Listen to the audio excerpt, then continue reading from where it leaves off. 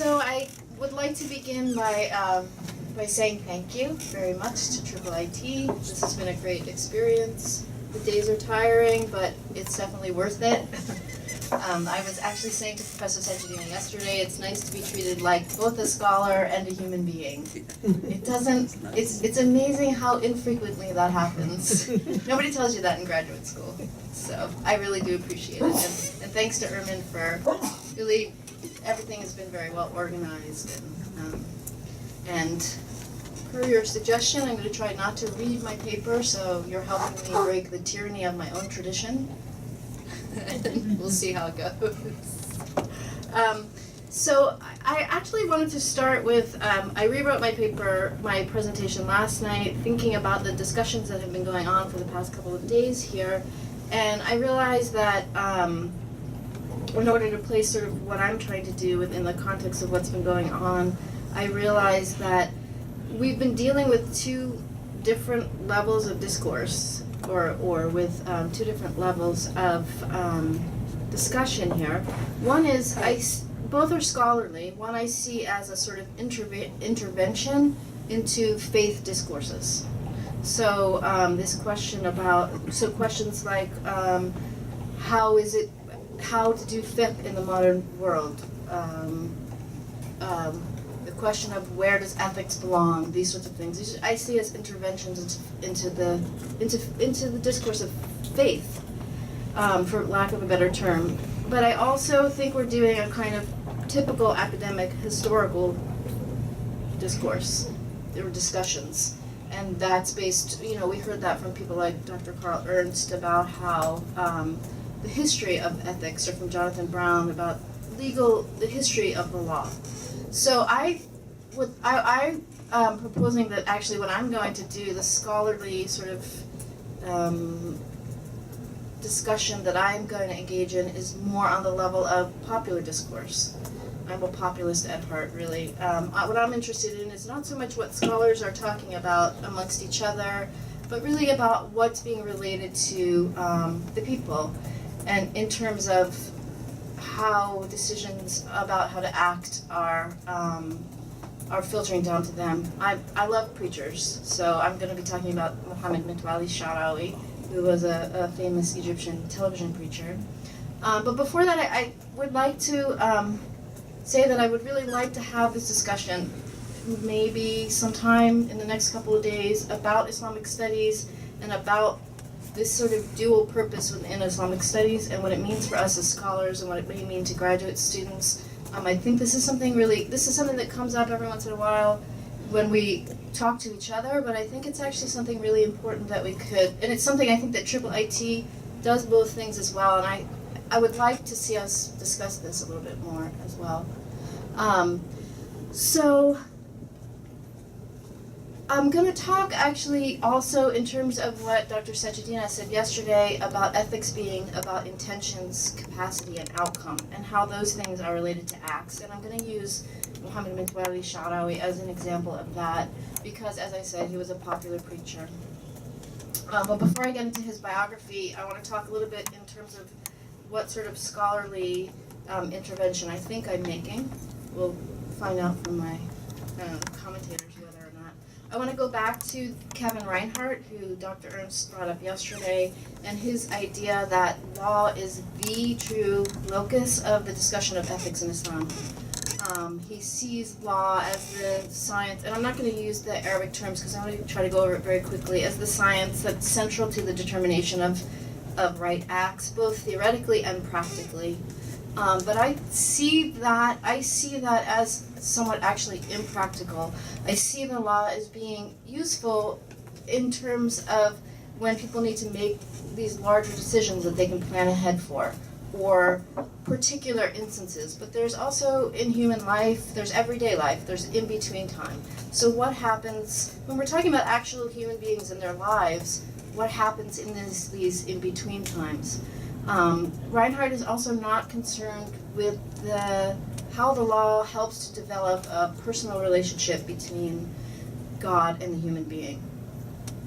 The focus on law as ethics is really a focus on assessment, when it's boiled down to that. And that can be practical, but I think it leaves out the ethical element.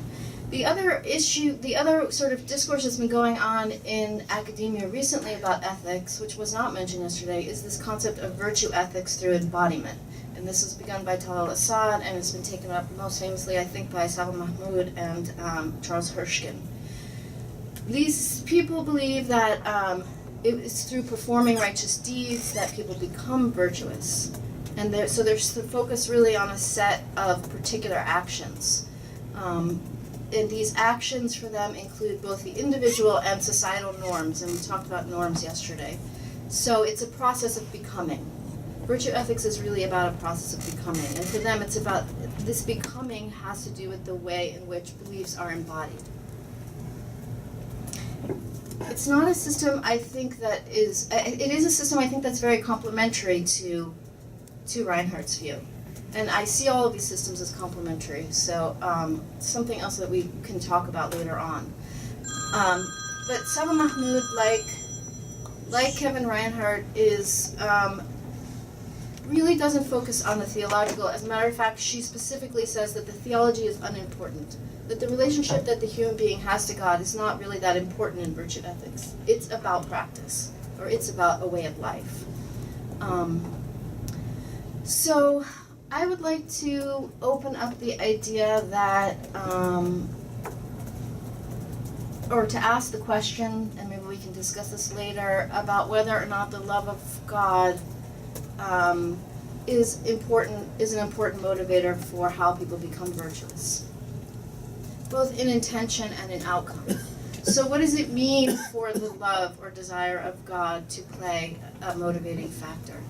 And that's what I'm trying to do with my look here today at Sheikh Sharawi.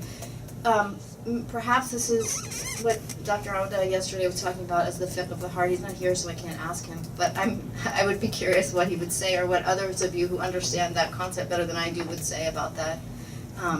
And again, I see these as being very complementary. I think that with the talk about all of these different sources of ethics, we miss the point a little bit that different discourses are meant for different populations. And I think that that's very, very important to keep in mind. So the purpose of the work on Sheikh Sharawi for me began actually with Professor Sachedina. When I went to Cairo for my first time to study Arabic, he said, just look around, see what when you go to Cairo, because I was choosing a dissertation topic, what are people reading? What do you see in the streets? What are people,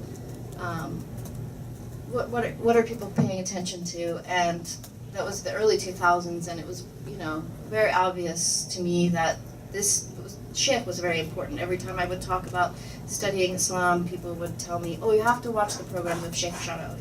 If you want to know what Islam really is, watch the programs of Sheikh Sharawi. His tafsir was sold in all the kiosks, on the people that sit in the streets. I saw his picture hanging everywhere, so when I came back to the States and I tried to find information on him, it was fascinating to me that nobody had written really anything about him. Maybe one small chapter about him in a book that was just, people will sort of dismiss him as simple or fundamentalist, but he was the people's preacher. He was speaking to the people, and the people were listening to him, and he was important in the lives of people. And people in Cairo used to always tell me, people would rush home, because he was on TV on Friday afternoons after prayer time from about 1980 until he died, until right before he died in 1998. And people would always tell me, the streets of Cairo would be empty when Sheikh Sharawi would come on TV. Everybody would rush home to watch him. So he added a kind of ritual, without even self-consciously doing it, onto kind of a well-established ritual. So he was trained at Al-Azhar. He was an exegete primarily. He was a television star. He was a people's preacher. He was known as the people's preacher. He was also a national preacher, which is a really important aspect of his career, and we can talk more about that if people want to, about the particular context of Egypt that he was working in. But I don't see his importance necessarily being that he was innovative in his thinking. in terms of sort of some of the thinkers we've been talking about today. I see him as a renewer, not reformer, in the way that we've been discussing reform. I see him as he brought forth different definitely Ashari ideas about good and evil, predestination and free will. I write a lot about his epistemology, his view of the different realms of knowledge. He used very traditional exegetical methods, asbab nuzul, looking at the occasions of revelation. He used linguistic interpretation, intertextual interpretation. He was actually mostly well known for his linguistic abilities. And I have friends in Cairo who are lawyers who tell me that even lawyers in Egypt really, really respect the way that Sheikh Sharawi understood Arabic and was able to translate or interpret the Quran based on that. What's important about him was the way he brought these ideas to the people in a very effective way, the way he was able to simplify them and present them. In a time when, as we've been hearing, the ulama had really lost a lot of their authority in Egypt. And so for me, that's the focus of, that's the importance for me of him. And he made ideas relevant to people's lives. He made ideas very personalistic, and as I'm going to talk about today, he really based a lot of his ideas on the love between a believer and God. He was very wasat. He was very moderate. He talked about, as his son told me, he would talk about the negative aspects, but he focused on the positive aspects, which is probably just what people needed at the time. That's not to say he didn't have his detractors. Anytime I give a presentation on Sheikh Sharawi, I always have people come to me at the end, either people who have loved and adored him and watched them their whole lives, or watched him, or people who have something very negative to say. Why didn't you cover this aspect, or why didn't you cover that aspect? So I'm going to talk today about his theology of action. I'm not going to use the word ethics because I think we're still really a little bit unsure about what we mean when we say that word. Instead, I'm going to talk about what I call a theology of action. And this was Sheikh Sharawi's idea that in every moment in life, every moment of life reflected or was an indication of the relationship between the actor and God. And his ideas were really universal, but from an Islamic perspective. He didn't say, for example, that every moment of a Muslim's life is about that. He said every moment of a human being's life is about that relationship to God. So what he's really trying to do in a kind of a virtue ethics way, I'll talk a little bit about the difference in a minute. What time did I start? 2:11. Okay. He talks about what I call the empty spaces. Those spaces that are not covered by fiqh. What do you do when you don't have a fiqh? When you don't have the law, a legal. You're faced with a everyday moral decision. He also thought that all human concerns, even ethical concerns, were the subject of divine intentions. He wasn't really a systematic thinker, but he made moral choice a human choice as an orientation in life, not as making specific choices about specific cases. The basic foundation of what he said was that God has been bountiful with humanity. And I'm cutting everything down. A lot of this is done through his exegesis. That God has given humanity a correct system in the Quran, and this is a system of commandments and prohibitions, the do and don't do. And that those commandments and prohibitions that were brought with the prophets require that human beings praise God through worship. For him, revealed legislation should become a moral way of life, built on the rules but not limited to the rules. So it's not that different from how Reinhardt explains the legal source of ethics, but from my point of view, using the words praise and worship and goodness and talking about the gifts of God to humanity and then what humanity owes God in return is really, to me, makes it very different. It makes it about a reciprocal affection. As actually Dr. Ayub told me the other day, he was a very emotional man, Sheikh Sharawi. So it really makes this, it makes his his notion of relationship really about what I call reciprocal affection between creator and creature. And so his simple explanations were focused on the benefit, on the good or the benefit of obedience. So he's changing the focus from the human, which we've been talking a lot about, or as Sarah said, the anthropocentric to the theocentric, right? So for him, worship did not end, but began with the performance of duty. And he talks specifically about you do the 5 pillars, but that's the beginning of your faith. For him, God's justice was not established when human beings perform their duties. And he was saying, you know, Muslims are too focused on these things these days. They're too focused on proper prayer and Hajj and Zakat and these things. But for him, that wasn't what God's justice was about. For him, it was established when people perform their duties properly, but also when they take that obedience as a foundation and apply it to all interactions in life. Thus, knowing how to behave in every instance for him would be informed by a revealed source and not by human desires. Okay, so I want to stop here and explain. There's been talk about the development of the ethical self, of the ethical, the rational sort of ethical self, as opposed to the revelatory sources. We've been talking a little bit about this off and on. So Shari would not have seen the rational self as being a sort of another choice for where you find information about good and evil or right and wrong behavior. But he did see it as a complement.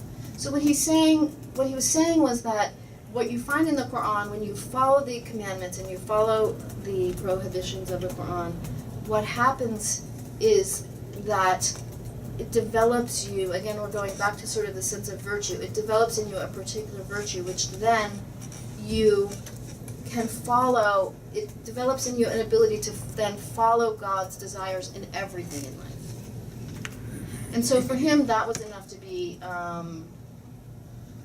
consider that ethical sort of, or that moral orientation in life to be based on the revealed sources. And I would love to open this up for people who have more knowledge about this, about what sort of elements of altruism he's picking up on here. I think that would be a really interesting discussion to have. So submission to God, of course, was the foundation, training the human being, teaching individuals about right choices. But even further than that, worship, to talk about worship as being a major component of what human beings owe God is not really that unusual, but for him worship was an act of love, gratitude, and remembrance. And I do have a couple of quotes from him that I would like to read, because even in translation I think they express things better than I ever could. He says, when we praise God, we express, and this is a quote, we express many feelings that together form love, gratitude, and remembrance, and recognition of God, all of which fill the soul. They come from the soul but remain in the heart, which overflows from the senses to the entire universe. Thus, praise of God is not merely uttered by the tongue, it goes through the mind and settles in the heart. So we have this notion, this is what I think is particularly fascinating about his discourse, is that he's connecting action. Action is not just about the individual, you perform your act, you receive a kind of reward. It's not about that. It's about developing yourself as a loving self, and then that love actually spills over into the entire universe. So it's, as we'll see in a minute, I'll talk more about this, it's about the benefit to everyone, not just to the self. So increasing the lovingness of oneself through worship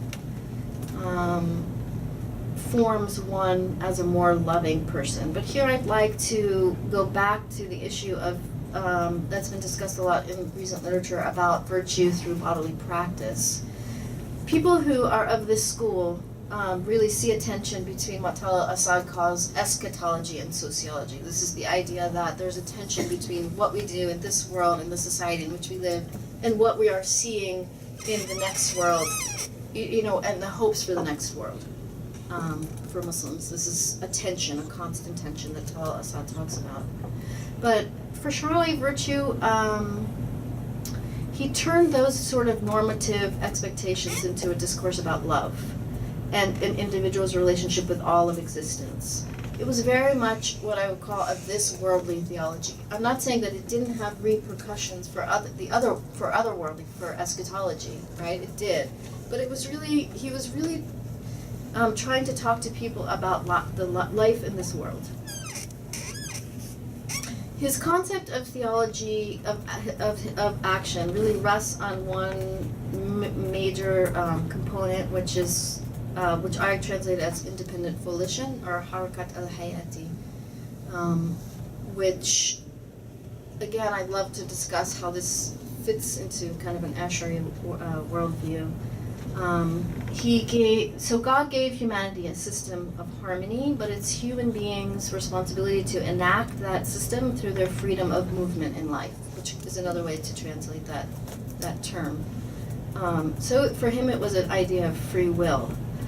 It meant that all deeds and impulses of believers independently, that believers independently enact based on their own volition, can only be enacted after God has given the opportunity, an opportunity for action. And those familiar with the cusp of these things, for those people, this will sound very familiar. But it leaves open how believers will enact God's will within the realm of restrictions. So I like to call this freedom within restrictions. Human beings use their rational abilities to follow what has been revealed in every moment in life. So humans, for Sheikh Sharawi, can choose to obey or disobey God. Once God has given the opening and allowed the act to occur, and he talked in particular in one example about like walking past a liquor store.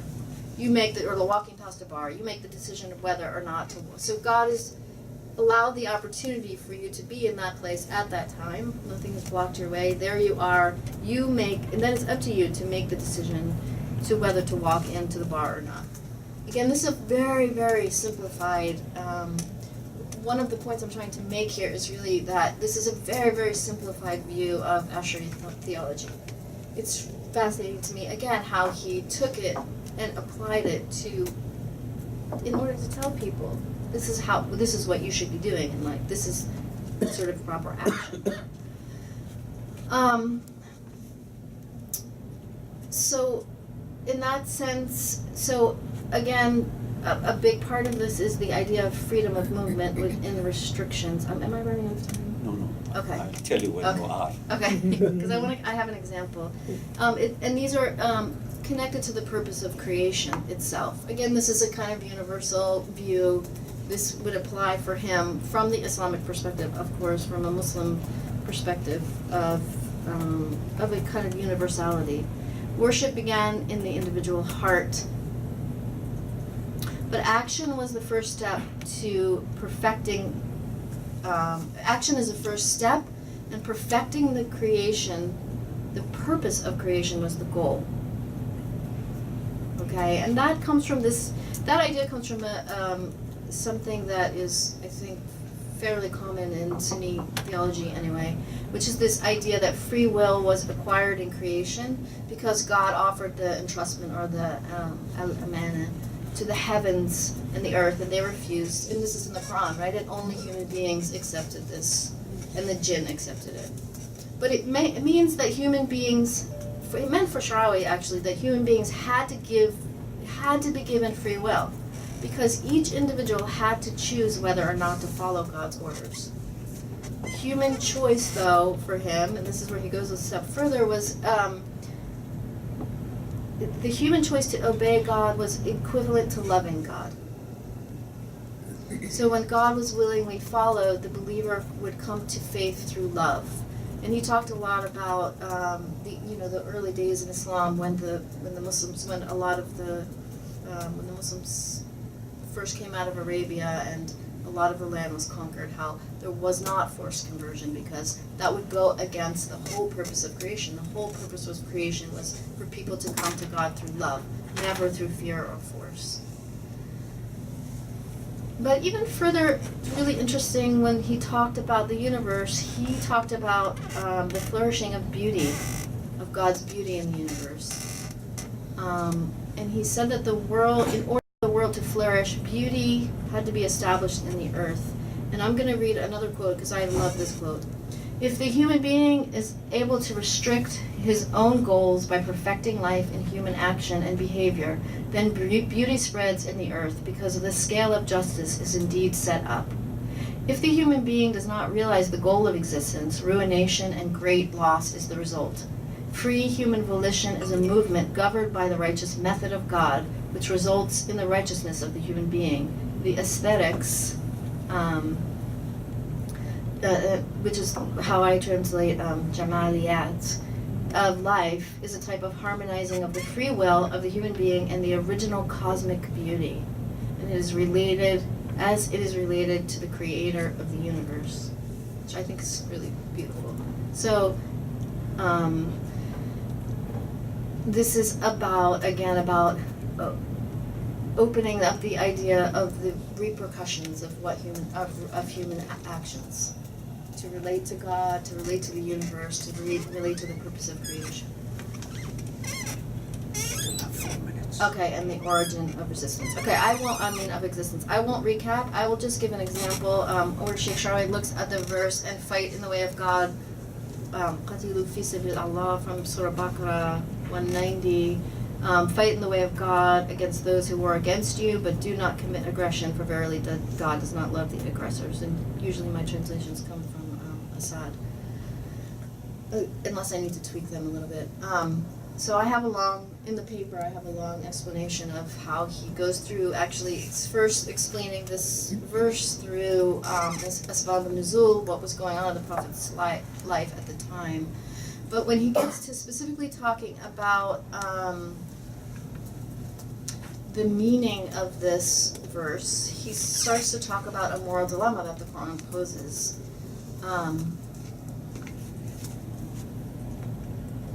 So here's his interpretation of the verse. Quote, "Let's consider God's utterance and fight in the way of God, in which we find that God places emphasis on the words 'in the way of God,' fi sabilillah, to put an end to human tyranny. The motivation for fighting must be in the way of God, for it cannot be for vengeance or tyranny or oppression, and killing cannot be for one's own gain or money or revenge, or for economic assurance." Again, we can talk about the political aspects of this as well.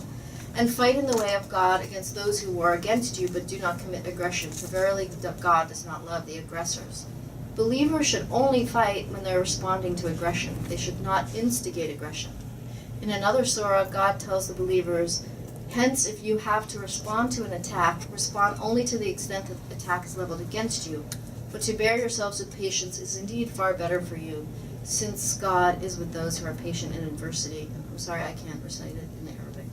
And that's from Al-Nahl 126. In another verse, and I'm still in Sheikh Sharwai's quote, and in another verse God says, "The recompense for any evil may be an equal evil. Hence, whoever pardons his foe and makes peace, his reward rests with God, for verily God does not love the evildoers." And then he goes on to say, "We find in this text a risk. If I take my right for revenge and do something like was done to me, have I committed an evil?" So this is his question about this sort of morally ambiguous situation here.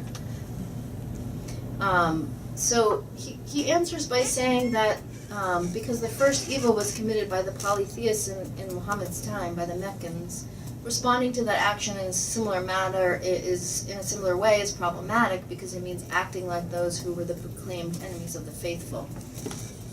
If believers were to commit a similar deed, that deed could be compared to the pardon granted by those same polytheists, meaning that then the Meccans would be behaving better than the believers. This is a big problem. His solution is to say that the focus on all three verses must be placed on the last part of each. God favors those who pardon and those who endure patiently, as those who not only are not aggressors, but who do not take revenge. So it's an intertextual reasoning to state something that the Quran seems to allow retaliation actually poses a moral dilemma, which, when answered by referencing other verse, shows that the act itself is problematic. But the risk is really when believers behave in a way that is allowed by God but could also make them evildoers, because they are performing an action hated by God. So here we could say that maybe Sheikh Sharawi was indirectly referencing different categories of acts. According to the Sharia, retaliation was prohibited, haram, but could be considered reprehensible, makruh. He also what he did was he didn't put them in terms of legal categorizations. He personalized them. He said that what's permitted is not necessarily the most moral act. The most moral response for him was acting in a way that was pleasing to God, which meant pardoning and enduring patiently. Human beings have freedom within restrictions. This goes back to his idea that human beings have freedom within restrictions and can exercise that freedom by building on the good. But we still have the issue of how God can allow a believer to perform an act that is theologically detestable. How can God allow acts that, in opposition to the idea of cultivating virtue, can make a performer a sinner? Can make the performer a sinner. And this is, again, according to his interpretation. There are other ways the verse, I'm sure, could be interpreted. Okay, conclude. So, I would say that, again, intertextually, he's reasoning from the Quran and adding the component of acting out of love of God. He came to a different conclusion about what it means to act morally. For him, it meant to act in a way that's pleasing to God as a form of worship, to increase beauty in the universe as the purpose of creation. Acting in such a way requires an understanding of what might please God in every moment, which means virtue becomes grounded in theology, as do actions, not in spite of law, but as a practical understanding of how to act in relation to what it means to reciprocate God's affection. Amen. Thank you.